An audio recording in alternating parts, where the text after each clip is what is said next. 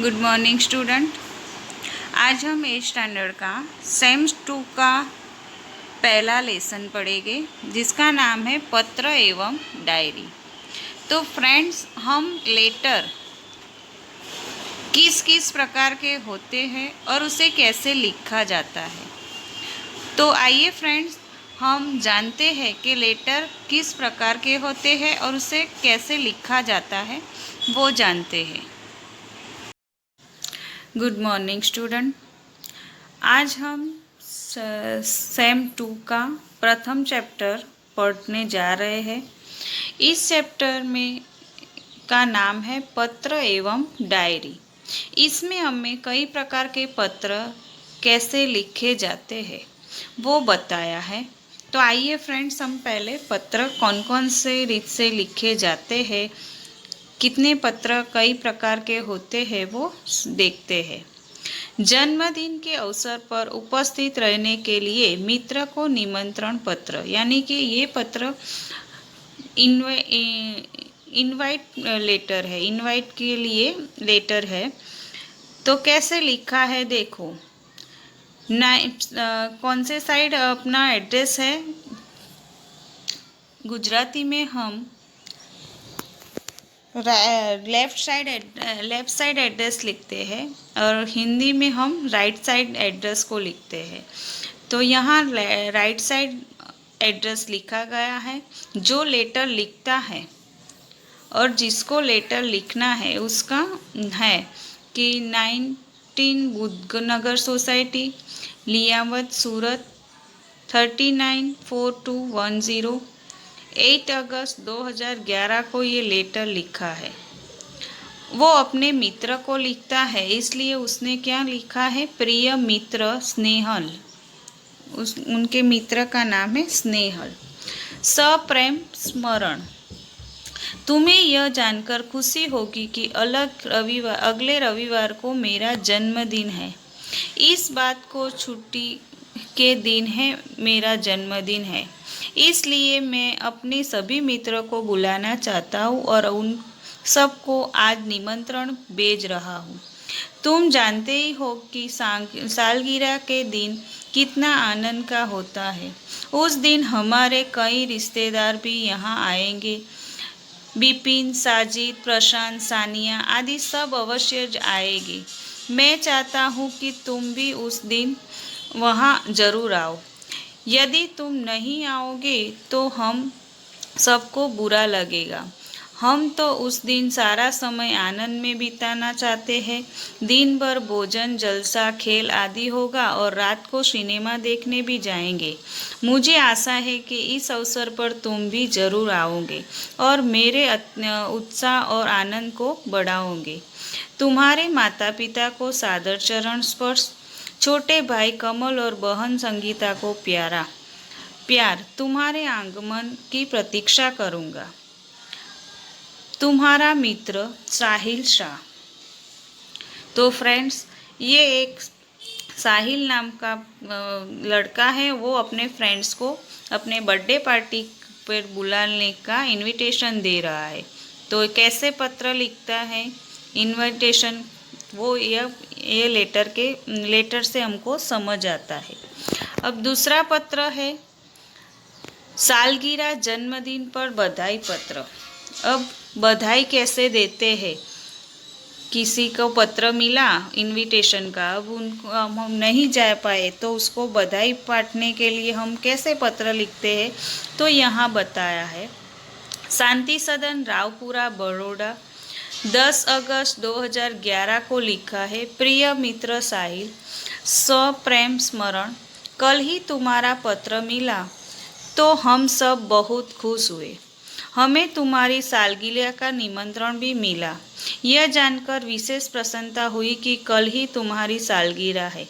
इधर माँ कुछ दिनों से बीमार रहती है। पिताजी को सुबह 10 बजे ही दफ्तर जाना पड़ता है। दर्शना को भी सुबह स्कूल जाना पड़ता है और वह तो है भी छोटी। इस कारण घर का बोझ मुझ पर ही है। अब तुम ही कहो, यह सारा बोझ किसको सौंपकर तुमसे मिलूं।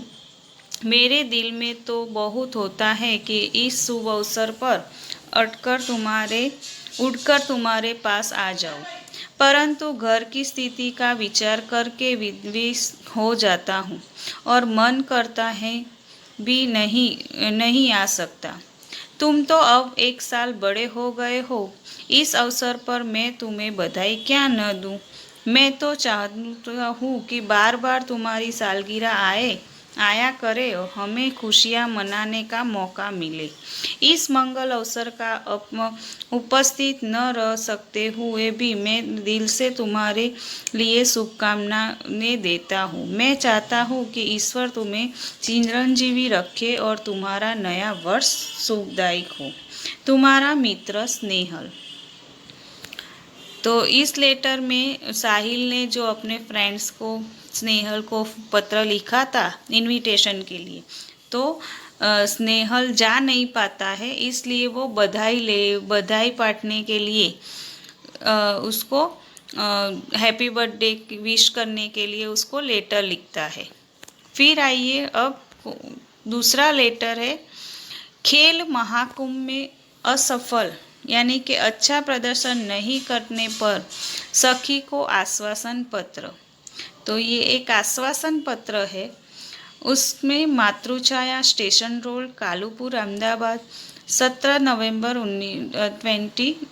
2011।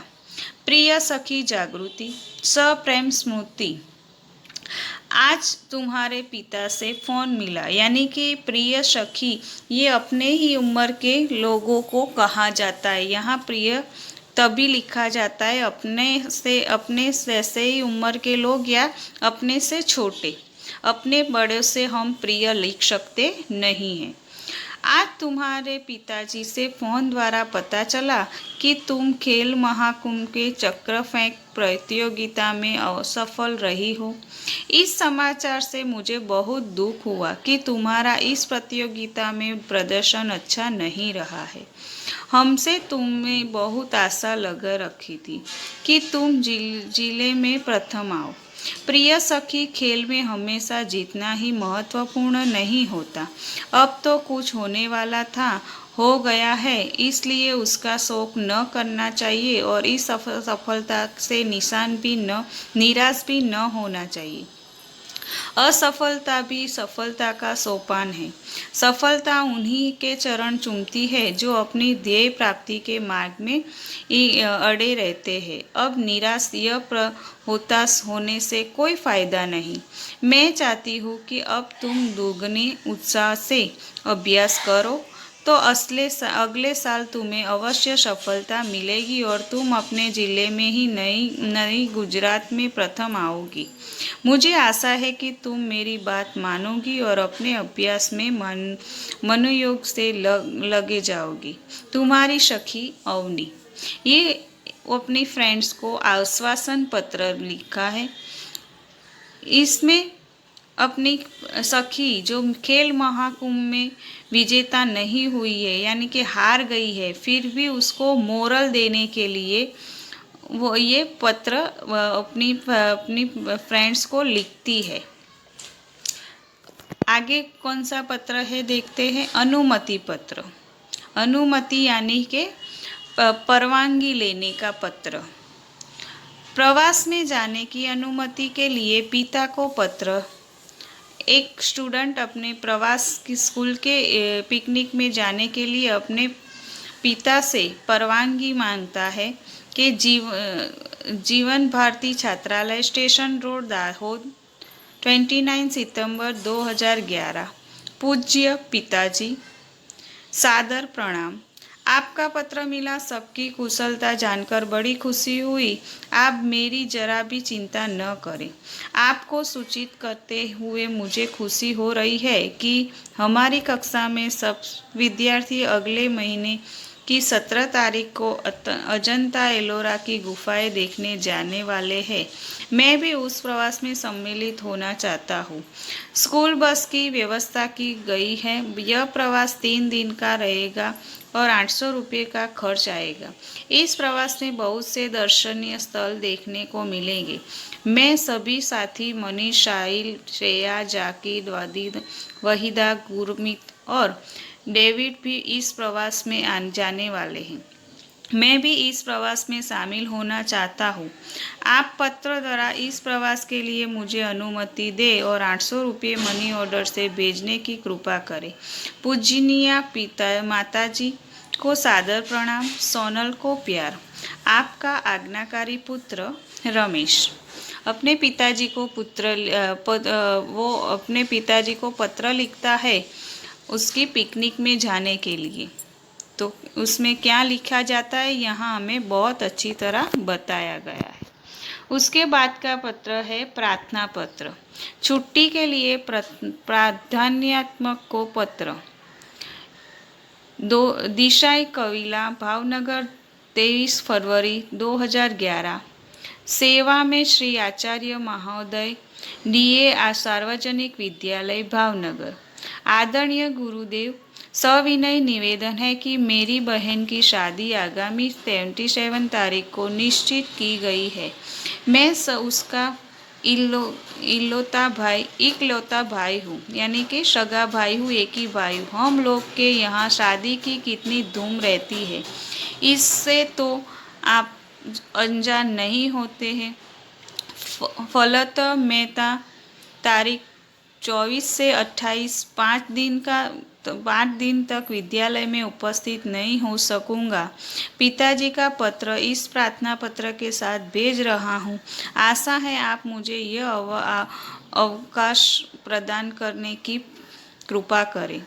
इसके लिए मैं सदैव आपका कृतज्ञ रहूँगा। आपका आज्ञाकारी छात्र मनोज पटेल। तो ये एक स्टूडेंट है, अपने आचार्य यानी कि प्रिंसिपल को लेटर लिखता है स्कूल से छुट्टी लेने के लिए। अपनी बहन की शादी है, उसमें छुट्टी देने के लिए उसकी